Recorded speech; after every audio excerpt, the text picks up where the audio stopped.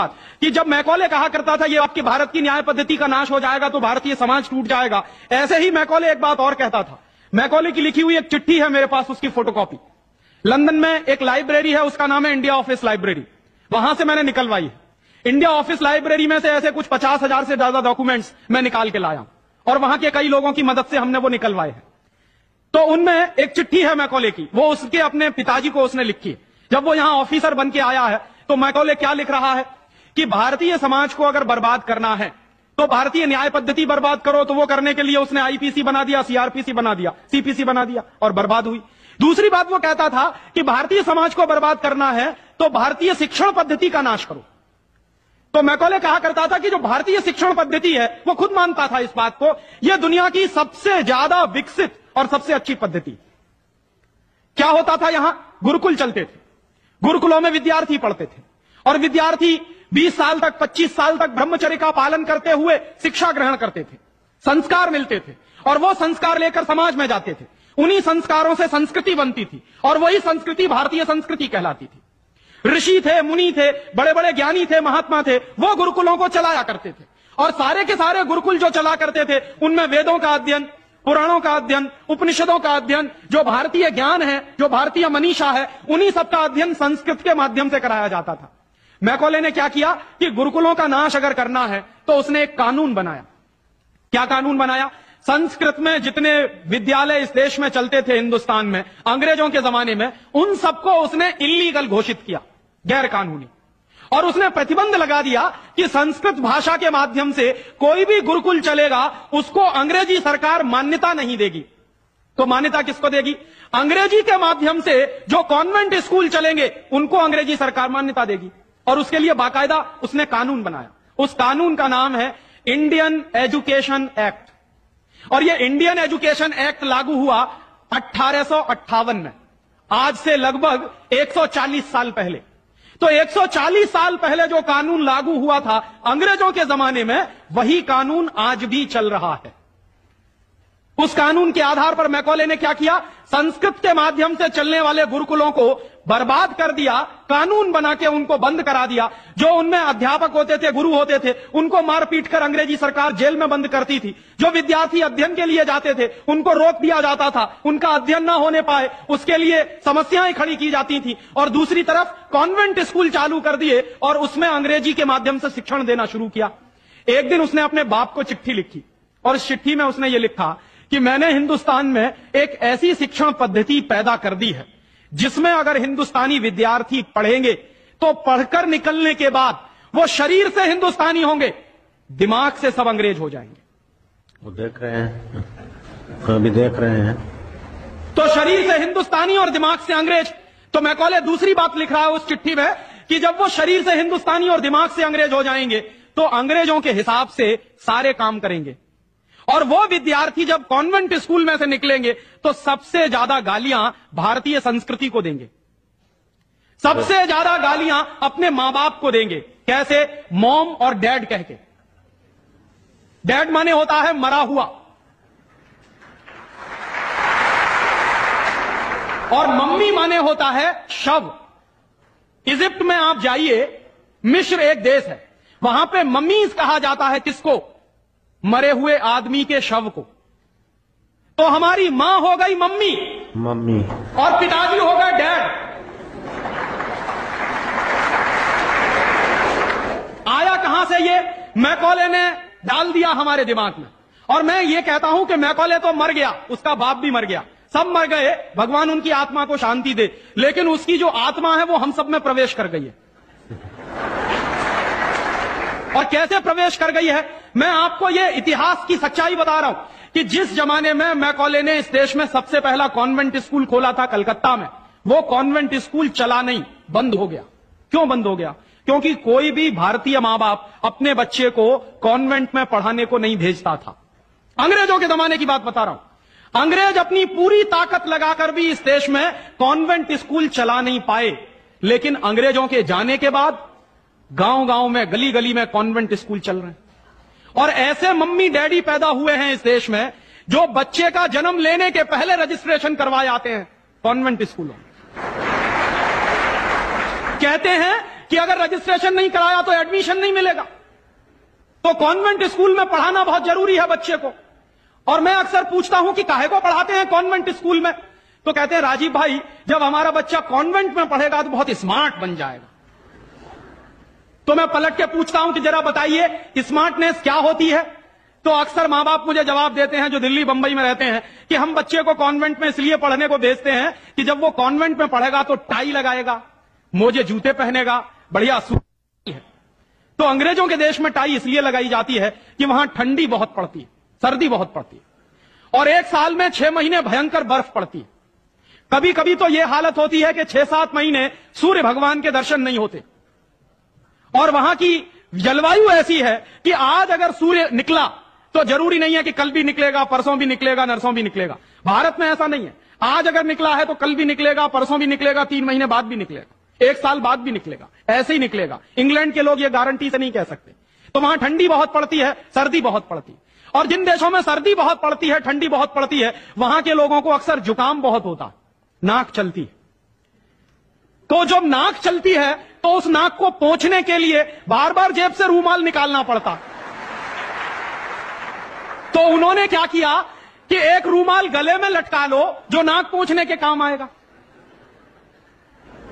और टाई का माने क्या होता है, अंग्रेजी का शब्द है TIE। टाई का माने होता है गले के चारों तरफ लटकाया गया कोई कपड़ा। किस काम आता है वहां पर, नाक पोंछने के। क्यों करते हैं, क्योंकि ठंडी बहुत पड़ती है, सर्दी बहुत पड़ती है। हमारे देश में तो 1 साल में 9 महीने गर्मी पड़ती है और यहां गुजरात में तो 12 महीने गर्मी पड़ती है। मैं तो यूपी का रहने वाला हूं, वहां थोड़ी बहुत ठंडी जरूर पड़ती है, यहां तो बिल्कुल नहीं पड़ती। तो वहां तो इसलिए टाई लगाते हैं कि उनको जरूरत है उसकी। हम हमारे बच्चों को क्यों लटका रहे हैं अपने गले में टाई। मर गए अंग्रेज और चला गया मैकॉले, लेकिन उसकी आत्मा का वास हम सब में हो गया। जिसको देखो वो कॉन्वेंट स्कूल में घुसा रहा है अपने बच्चों को, जिसको देखो वो अंग्रेजियत की तरफ ले जा रहा है। शर्म की बात है, शर्म की बात है, सावधान होना चाहिए। एक बार बंबई में मैंने एक जगह व्याख्यान में पूछा, पढ़े लिखे कुछ लोग बैठे थे, कि आप अपने बच्चों को कॉन्वेंट में क्यों भेजते हैं। आपको मालूम है कॉन्वेंट का मतलब क्या होता। यूरोप के देशों में कॉन्वेंट का मतलब क्या होता। यूरोप में हजारों साल एक परंपरा रही है जो हमारे यहां कोई सोच भी नहीं सकता उसके बारे में। यूरोप की परंपरा क्या रही है हजारों साल, वहां बच्चे लावारिस छोड़े जाते हैं। आज भी यूरोप के देशों में, अमेरिका में आधे से ज्यादा बच्चे लावारिस तरीके से बड़े होते हैं। और यह परंपरा आज से 100-150 साल पहले तो बड़ी भयंकर थी। तो यूरोप में क्या होता था कि बच्चा पैदा हुआ, छोड़ दिया चर्च के सामने, छोड़ दिया अनाथ आश्रम में, छोड़ दिया किसी और संस्था में, वहां बड़ा होगा। तो जो लावारिस बच्चे वहां पैदा होते हैं, उन लावारिस बच्चों की पढ़ाई लिखाई, उनकी व्यवस्था करने का काम जिस जगह पर किया जाता है उसको कहते हैं कॉन्वेंट। हाँ बड़ो, तुम्हारे कॉन्वेंट में जा रहे हैं। कॉन्वेंट का माने होता है लावारिस बच्चों के पढ़ने लिखने का स्थान। माने जिन बच्चों के मां नहीं है, जिनके बाप नहीं है, जिनके दादा दादी नहीं है, जिनका कोई कुटुंबीजन नहीं है, उन बच्चों को पढ़ाने के लिए जो स्कूल चलाए गए यूरोप में, उनको कॉन्वेंट स्कूल कहते हैं। तो हम हमारे बच्चों को कॉन्वेंट में क्यों भेज रहे हैं। हाय राम, तौबा तौबा। यहां तो मां भी है और बाप भी है, लेकिन हम इतने बेवकूफ हो गए हैं कि मां बाप के रहते हुए बच्चे को लावारिस बनाने के लिए कॉन्वेंट में भेज रहे हैं। और वहां जाके बच्चे पढ़ते हैं तो क्या पढ़ते हैं। कल जो बापू कह रहे थे किस्से में, वही बंबई में एक दंपत्ति ने मुझे कहा, पति पत्नी थे, कहने लगे राजीव भाई अगर बच्चा अंग्रेजी नहीं पढ़ेगा तो पीछे रह जाएगा। तो मैंने उनसे पूछा आपको मालूम है दुनिया में कितने देशों में अंग्रेजी चलती है। तो कहने लगे अंग्रेजी तो अंतर्राष्ट्रीय भाषा है। मैंने कहा आपको तब जानकारी नहीं है। दुनिया में इस समय 200 देश हैं जो संयुक्त राष्ट्र संघ के नक्शे पर हैं, और उन 200 देशों में से मात्र 12 देशों में अंग्रेजी चलती है। बाकी 188 देशों में उन देशों की अपनी भाषाएं चलती हैं। तो 200 देशों में से मात्र 12 देशों में अंग्रेजी चलती है, तो अंग्रेजी अंतर्राष्ट्रीय कैसे हो गई। अगर 200 में से 150 देशों में अंग्रेजी चलती तो मैं मान लेता कि अंग्रेजी अंतर्राष्ट्रीय भाषा, लेकिन मुश्किल से 12 देशों में जो भाषा चलती है उसको हम कहते हैं कि अंतर्राष्ट्रीय भाषा। और दूसरी बात, उसी दंपत्ति ने कहा कि राजीव भाई अंग्रेजी बहुत समृद्ध भाषा है, बहुत रिच लैंग्वेज है। जो शब्द उन्होंने इस्तेमाल किया, रिच लैंग्वेज माने समृद्ध भाषा। तो मैंने उनसे कहा कि दुनिया में अंग्रेजी से ज्यादा रद्दी दूसरी कोई भाषा नहीं है। क्यों? उसका कारण है उसका कारण है, जानते हैं क्या है? अंग्रेजी में चाचा, मामा, ताऊ, मौसा, फूफा सब अंकल, और काकी, ताई, मौसी और सब आंटी। अब आप मुझे जरा ये बताइए कि मौसा में और फूफा में फर्क होता है कि नहीं होता? क्या आप फूफा को मामा बना सकते हैं? या ये बताइए कि मौसी में और काकी में फर्क होता है कि नहीं होता? क्या मौसी काकी हो सकती है? दुनिया की जिस भाषा में रिश्तों को कहने के शब्द ना हो, वो सबसे रद्दी भाषा है। बिल्कुल ठीक। हमारे यहां हिंदुस्तान में जितनी भाषाएं चलती हैं, हर भाषा में परिवार के रिश्तों को कहने के लिए विशेष शब्द हैं। वहां नहीं है। वहां क्या है? सब इन लॉज हैं, चाहे वो लड़की वाले हों चाहे लड़के वाले हों। पता ही नहीं चलता कि ये लड़के वाले इन लॉज हैं कि लड़की वाले इन लॉज। या तो सब अंकल हैं या तो सब आंटी हैं। क्यों है ऐसा? क्योंकि अंग्रेजी भाषा में रिश्तों को कहने के लिए शब्द नहीं है। कारण क्या है? अंग्रेजी भाषा में शब्दों की बहुत कमी है। और अंग्रेजी भाषा में शब्दों की कितनी कमी है? अगर मूल रूप से देखा जाए तो अंग्रेजी भाषा में मात्र 2600 शब्द हैं कुल मिला के। और दुनिया की तमाम भाषाओं से जो उधार लिया है अंग्रेजों ने, फ्रेंच भाषा में से लिए हैं, जर्मन में से लिए हैं, इटालियन में से लिए हैं, लैटिन में से लिए हैं, तो तमाम भाषाओं से जो उधार लिए हुए शब्द हैं वो मिला दिए जाएं तो कुल मिला के बैठते हैं 12,000। अंग्रेजी के मूल शब्द हैं 2600 और बाकी के शब्दों को मिला दें तो कुल बैठते हैं 12,000। अब आप हिसाब लगाइए, अंग्रेजी में कुल मिला के 12,000 शब्द हैं। गुजराती में आपको मालूम है कितने शब्द हैं? गुजराती भाषा में 40,000 से ज्यादा शब्द हैं। अब आप मुझे यह बताइए कि अंग्रेजी बड़ी हुई कि गुजराती? तो काहे को नहीं पढ़ाते अपने बच्चों को गुजराती में? और एक दूसरा उदाहरण दूं कि अंग्रेजी में कुल मिला के 12,000 शब्द हैं और मराठी भाषा है हमारे देश की, उसमें इस समय 48,000 शब्द हैं। अंग्रेजी से 4 गुनी बड़ी है मराठी। और हिंदी का हिसाब लगाऊं तो अंग्रेजी में इस समय 12,000 शब्द हैं, हिंदी में इस समय करीब 72,000 शब्द हैं। और हिंदी से एक कदम आगे चलिए, संस्कृत। तो अंग्रेजी में कुल मिला के 12,000 शब्द हैं, संस्कृत में कुल मिला के 1.5 लाख शब्द हैं। और संस्कृत से एक सीढ़ी और ऊपर चढ़िए, प्राकृत, जिसको हम सब भूल गए। प्राकृत को अगर ध्यान में रखें तो प्राकृत में 2.5 से 3 लाख शब्द हैं। दुनिया की सबसे बड़ी भाषा हमारे पास है, लेकिन हम बेवकूफों को मालूम नहीं है कि हमारे पास क्या है। हम पढ़े लिखे इडियट हैं, अंग्रेजी में कहें तो भाग रहे हैं एक ऐसी भाषा के पीछे जिसमें मात्र 12,000 शब्द हैं और अपनी भाषाएं छोड़ते चले जा रहे हैं। और ये जो भाषा की गुलामी होती है ये बहुत खतरनाक होती है। जो आदमी अपनी भाषा बदल सकता है वो किसी दिन अपनी मां भी बदल सकता। और ये मैं बहुत गंभीर बात कह रहा हूं। आपको कुछ दिन के बाद इस देश में कॉन्वेंट्स में से पढ़कर निकले हुए बच्चे ये कहते मिलेंगे कि वो कहते हैं ना, कॉन्वेंट के बच्चे, उनको तो हर चीज इंपोर्टेड चाहिए। Imported car, imported pen, imported pencil, imported television, imported refrigerator. अभी कुछ दिन के बाद कहेंगे कि अब हमको इंपोर्टेड मम्मी पापा भी चाहिए, क्योंकि आपकी शक्ल उनको अच्छी नहीं लगने वाली। वो तो जो भाषा पढ़ रहे हैं उसके संस्कार ले रहे हैं। तो अंग्रेजी पढ़ रहे हैं तो अंग्रेजी के संस्कार ले रहे हैं, और अंग्रेजी के संस्कार तो अंग्रेजियत के संस्कार हैं। और अंग्रेजियत के संस्कार में तो मां और बाप की इज्जत करने की बात उनको कभी सिखाई नहीं गई है। वो तो आपको अभी 2 कौड़ी का मान के फेंक देने वाले। और दुर्भाग्य से यही होता है। कॉन्वेंट स्कूल से निकले हुए बच्चे जितनी गाली अपनी मातृभाषा को देते हैं, अपनी संस्कृति को देते हैं, अपने परिवार को देते हैं, उतनी शायद कोई नहीं देता। तो मैकॉले जो कहा करता था वो बात आज हमको दिखाई देती है कि कॉन्वेंट में पढ़कर निकलेंगे बच्चे तो ये शरीर से हिंदुस्तानी होंगे, दिमाग से अंग्रेज होंगे। और इसी के संबंध में एक आखिरी बात उसने और कही थी कि ये जो भाषा की गुलामी होती है ये आदमी के स्वतंत्र चिंतन को रोक देती है। अगर आपको मौलिक चिंतन करना है, अगर आपको स्वस्थ चिंतन करना है और ऐसा चिंतन करना है जिसमें से कुछ नई रचना हो, तो वो आप अपनी मातृभाषा में ही कर सकते हैं।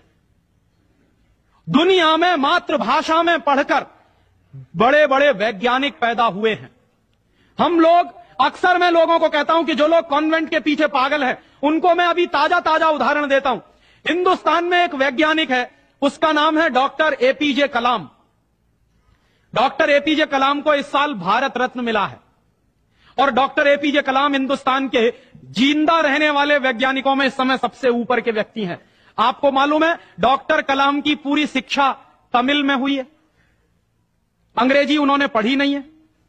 बहुत वर्षों के बाद उन्होंने थोड़ी अंग्रेजी पढ़ी है काम चलाने के लिए। बचपन से उनकी पूरी शिक्षा उनकी मातृभाषा में हुई है। वो तमिल अच्छी जानते हैं, मलयालम अच्छी जानते हैं और हिंदुस्तान में आज वो सबसे ऊंची श्रेणी के वैज्ञानिक हैं जिनको भारत रत्न मिला। दुनिया के ऐसे तमाम वैज्ञानिकों के मैं उदाहरण दे सकता हूं। आइंस्टाइन, अल्बर्ट आइंस्टाइन सारा का सारा काम अपनी मातृभाषा में करता था, जर्मन में, और इसलिए इतना बड़ा बना। फ्रांस में एक वैज्ञानिक था मैक्स प्लैंक, जिसकी थ्योरीज हमारे जैसे इंजीनियर्स को पढ़ाई जाती थी जब हम पढ़ते थे। मैक्स प्लैंक की पूरी शिक्षा फ्रेंच भाषा में हुई थी। तो हम लोग जो अपने मन में गलतफहमी पाल कर बैठे हैं कि हमारे बच्चे अगर अंग्रेजी में नहीं पढ़ेंगे तो उनका विकास नहीं होगा, मैं आपको इसके उल्टी बात कह रहा हूं कि अगर आपके बच्चे अंग्रेजी में पढ़े तब उनका विकास नहीं होने वाला, वो गधे बन जाएंगे, विनाश होगा। हम लोग क्या कर रहे हैं, अपने बच्चों को कॉन्वेंट में भेज कर गधा बना रहे हैं। गधा जानते हैं क्या होता? गधे के ऊपर बोझा लादते चले जाइए, लादते चले जाइए, लादते चले जाइए, बेचारा चुपचाप चलता चला जाता है, चलता चला जाता है। आजकल बच्चों के कंधे पर जो बस्ते हमने लाद दिए हैं, जरा उनका वजन तो कर लीजिए। जो बच्चे का वजन है उससे ज्यादा बस्ते का वजन है। अभी से आप अपने बच्चे को स्पॉन्डिलाइटिस का मरीज बना रहे हैं। जितना वजन उसका कंधा ढो नहीं सकता, उससे ज्यादा वजन उसके कंधे पे लटका हुआ, और बेचारा वो बस्ता लेके जाता है, लौट के आता है। जब लौट के आता है तो घंटों घंटों का होमवर्क उसको दे दिया जाता। आप क्या करते हैं, अपनी मगजमारी कम करने के लिए उसका एक ट्यूटर रख देते हैं। ट्यूटर क्या करता है कि स्कूल का होमवर्क मिला, ट्यूटर ने अपना होमवर्क दे दिया। बच्चे का खेलना कूदना बंद, और बच्चा अगर खेलेगा नहीं, कूदेगा नहीं, तो उसका विकास कैसे होने वाला? तो या तो आपने फंसा दिया बेचारा होमवर्क। मैं अच्छे अच्छे घरों में जाता हूं, सबके बच्चे क्या कर रहे हैं, होमवर्क कर रहे हैं, सवेरे से शाम तक होमवर्क चल रहा, कभी खत्म होने में ही नहीं आता। भला हो ऐसे स्कूलों का। और उस होमवर्क में से बना क्या रहे हैं और वो होमवर्क कर क्या रहे हैं? मैं आपको मेरी आप बीती सुनाता हूं, किसी दूसरे की नहीं। मैं भी बचपन में अंग्रेजी में मैं पढ़ा, और मैं सबसे ज्यादा गालियां मेरे मां बाप को देता हूं। इसके लिए मेरे पिताजी ने, वो एक बड़े ऑफिसर हैं, ये करने के लिए कि बेटा अंग्रेजी में पढ़ना चाहिए तो बड़ा बनेगा, तो मुझको भी पढ़ा दिया। अब अंग्रेजी माध्यम की जो पढ़ाई है, अंग्रेजियत की जो पढ़ाई है, वो क्या है? मैं आपको एक सॉलिड एग्जांपल दूं मेरा। मुझको गणित पढ़ाया जाता था। गणित में क्या पढ़ाते थे? एक फॉर्मूला था जो मुझको रटवाते थे क्लास 9th में जब मैं पढ़ता था। क्या फॉर्मूला था? x + y whole square is equal to x² + 2xy + y²। x - y whole square is equal to x² - 2xy + y²। और अक्सर इसमें गड़बड़ी होती थी, प्लस का माइनस होता था, माइनस का प्लस होता था। तो क्या होता था, मेरी पिटाई होती थी, क्लास में पिटाई होती थी। और मेरे जो अध्यापक थे तो मुझको खूब चिढ़ाते थे और मुझको खूब उल्टा सीधा कहते थे। एक दिन मैंने ये तय किया कि सब छोड़ छाड़ के ये 2 फॉर्मूले रटूंगा। तो रटने के लिए मैं बैठ गया, सब काम एक बाजू में। अब ये x + y और x - y में मैं घुस गया। लिख लिख के मैंने किलो कॉपियां बर्बाद कर दी, किलो कागज बर्बाद कर दिया। पता नहीं कितने बॉल पेन बर्बाद हुए होंगे। और 3-4 महीने की उस भयंकर मेहनत के बाद मुझको कुछ फॉर्मूले याद हो गए। अब वो फॉर्मूले मैं सीख के आया। दुर्भाग्य से मैं बताऊं कि 3-4 महीने के सैकड़ों घंटे बर्बाद करके, अपना खून सुखा के, मार खा के, बेइज्जती बर्दाश्त करके मैंने जो फॉर्मूले पढ़े, वो मेरे जीवन में आज तक कभी काम में नहीं आए। और दूसरे बाजू में मेरी मां ने, जो बहुत पढ़ी लिखी नहीं है, मुझको एक फॉर्मूला सिखाया। क्या सिखाया? एक पहाड़ा सिखाया। आधा, सवाया, 1.5 गुना, 2.5 गुना, 3 गुना, 3.5 गुना, ये मुझे सिखाया। और वो मेरे जीवन में रोज काम आता। लेकिन कहा क्या जाता है कि मेरी मां तो पढ़ी लिखी नहीं है, पीएचडी नहीं किया उसने। तो जो बिना पीएचडी होल्डर है, जिसने कुछ पढ़ा लिखा नहीं है, आज की भाषा में, उसने मुझे ऐसी चीज सिखाई जो जीवन में रोज काम आती है। और जो बड़े बड़े पीएचडी होल्डर प्रोफेसर्स ने मुझे सिखाया, वो जीवन में कभी काम नहीं आया। और आप अपने बच्चों को यही पढ़ा रहे हैं। कॉन्वेंट स्कूल के जितने क्यूरिकुलम हैं और उसमें बच्चे जो कुछ पढ़ रहे हैं, उसमें से 95% बेकार जाने वाला है।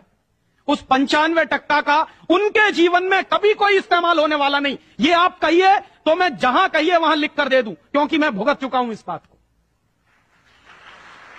और वो जो 95% आप पढ़ा रहे हैं, आपके बच्चे के अगर काम नहीं आने वाला है, तो उसके लिए आप लाखों रुपए बर्बाद कर रहे हैं, करोड़ों घंटे बर्बाद कर रहे हैं। उस बच्चे का मन मस्तिष्क आपने दबा दिया है होमवर्क के नीचे, झूठी शान और प्रतिष्ठा में। आप अपने बच्चों को गधा नहीं बना रहे हैं तो क्या बना रहे हैं?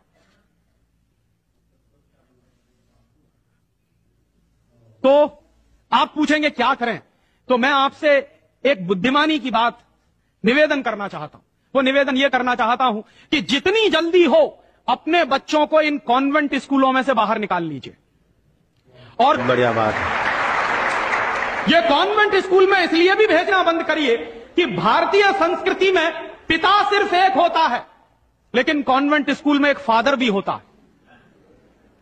इस बात की गंभीरता को समझिए कि भारतीय संस्कृति में पिता एक ही होता है, लेकिन कॉन्वेंट स्कूल में जब बच्चे जाते हैं तो एक दूसरा फादर भी होता है। तो पिता के साथ ये फादर कहां से आ गया? और अगर पिता के साथ फादर आ गया तो पता नहीं क्या क्या आ जाएगा आपके घर में। हां, यह मैं चेतावनी के रूप में कह रहा हूं आपसे। यह सिर्फ इशारे से समझ लीजिए कि अगर बच्चे की पढ़ाई के साथ पिता के साथ फादर आया है तो और बहुत कुछ चला आएगा आपके बच्चे के संस्कार में। और कहीं ऐसा ना हो जाए कि आपके देखते देखते आपका बच्चा क्रिश्चियन ना बन जाए, ईसाई ना बन जाए। इसलिए मैं आपसे एक निवेदन तो यह करने आया कि जितनी जल्दी हो कॉन्वेंट स्कूलों से बच्चे निकाल लीजिए। और एक दूसरा निवेदन और करने आया हूं, जितनी जल्दी हो कॉन्वेंट स्कूलों को डोनेशन देना बंद करिए। हमारा हजारों हजारों रुपए का डोनेशन कॉन्वेंट स्कूलों में जाता। एक बच्चे का एडमिशन कराना है तो वो कहेंगे बिल्डिंग फीस दे दो, वो कहेंगे डोनेशन दे दो, वो कहेंगे इसकी फीस दे दो, उसकी फीस दे दो। और रोज रोज कोई ना कोई मांग चढ़ी ही रहती है। आज फलाना डे, आज धमाका डे, आज ये ले आओ, कल वो ले आओ। बर्बादी हमारी, माने हम हमारे दुश्मन को अपना पैसा दे रहे हैं। दुनिया में ऐसे बेवकूफ लोग मैंने कहीं नहीं देखे जो अपने दुश्मन को अपने घर का पैसा देते हो। आप जानते हैं कि कॉन्वेंट स्कूलों में से निकलने वाले बच्चे भारतीय संस्कृति के विरोधी होने वाले हैं और उनको यूरोप की संस्कृति सिखाई जा रही है। उसके लिए पैसा हम खर्च कर रहे हैं अपने हाथों से।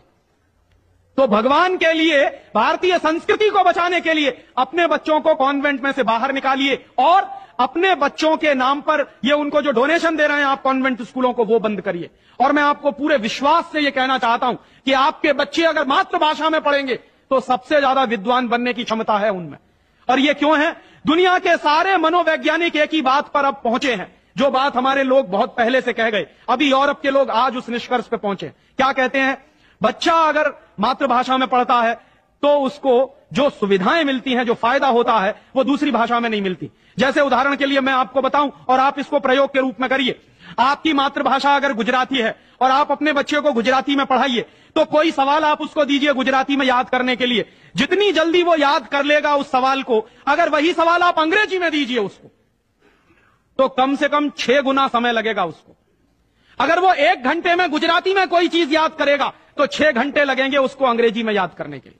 और अंग्रेजी में भी उसको याद नहीं होगा, वो रटेगा पोपट की तरह से।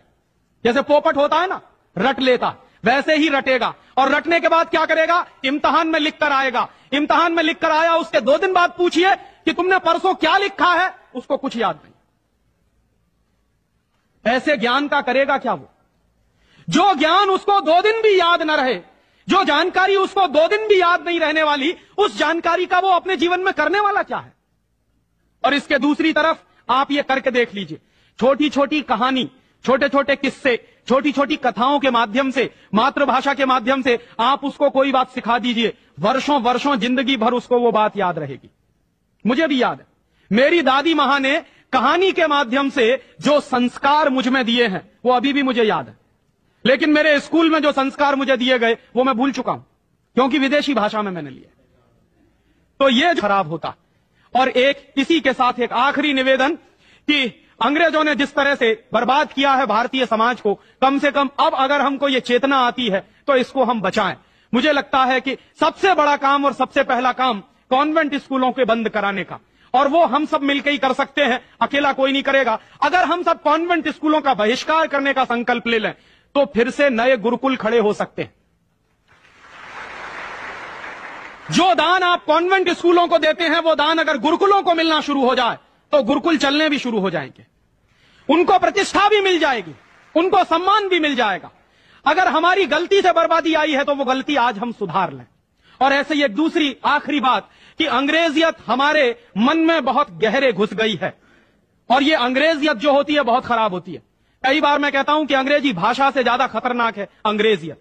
महात्मा गांधी अक्सर ये कहा करते थे कि अंग्रेज चाहें तो रहें, लेकिन अंग्रेजियत जानी चाहिए। ये अंग्रेजियत क्या है? हमारे सबके घरों में, सबके मन में एक तरह का लालच बैठ गया है। हर एक आदमी को इस देश में इंपोर्टेड माल चाहिए, विदेशी कंपनी का माल। किसी भी साधारण से साधारण बच्चे को कहो कि देखो मेरे पास इंपोर्टेड पेन है, तुरंत हाथ फैला देगा, लाओ दे दो। वो बच्चा चाहे जितना पढ़ा लिखा हो, माने इंपोर्टेड के नाम पर भीख मांगने में भी शर्म नहीं आती।